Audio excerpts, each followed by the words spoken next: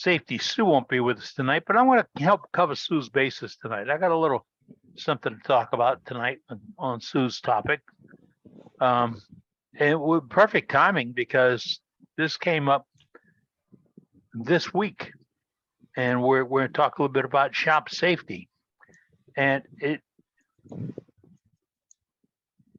people say you've heard this term, safety first. I worked for contractors for 45 years, and I had one old contractor. I love him. Harry Langland was superintendent with me that long, 50 years ago or more. And he used to laugh. He said, safety first. He said, safety has never been first. He said, money will always be first. He said, safety is just how you make more money. So, and I just admire Harry. Harry would tell you that if you hit something and something pops back and hits you in the face, stop what you're doing and go get safety glasses or a shield. You don't say, real soon I should get some. No, that's the mark. If you blow your nose and you picked up some trash, that should be it. If your ears itch because you got some transient dust and stuff that got into it, that all those are warning signs. And God only taps you on the shoulder so many times before he finally smacks you upside the head. So when you get one of these warning signs, step up. I watched one today on TV, local news guy. They were cutting a lock off of a fence. It was a news story about they're opening up this playground, and they brought out this nice skill demo saw with a big carborundum blade on it, and the guy's going to cut it off. I admire this guy. He was a dedicated worker. He was pushing against the fence. He had that saw, and he was managing to make that cut while he was looking like this, getting right on through it.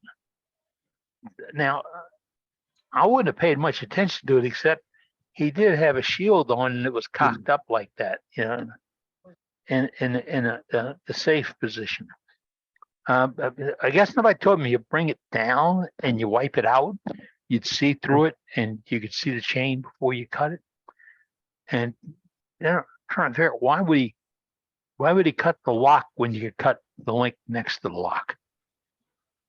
Somebody might have the key, come back and save the lock. But the safety bug just didn't follow this guy to work today. You often see these things and say, wow, how can somebody be so? They are. It's a natural thing. You have to think about being safe. That's why we have Safety Sue. She's a volunteer for our organization to cover topics. We don't go nuts about it. We go safe about it. Say hello. Harry would tell me, think about it. If you get hurt, you can't work. Don't worry about all these benefits and all that stuff. If you get hurt, you can't work. In the days of when people actually had to work for a living and get their jobs done, and we relied on folks, getting hurt knocked you down a couple of steps. I mean, if you pulled a muscle or got an ache or whatever, you did your best to keep going because you didn't want to drop down a couple of notches. You want to be at that, let's go get that guy and go to work person. So let's do that with safety, please.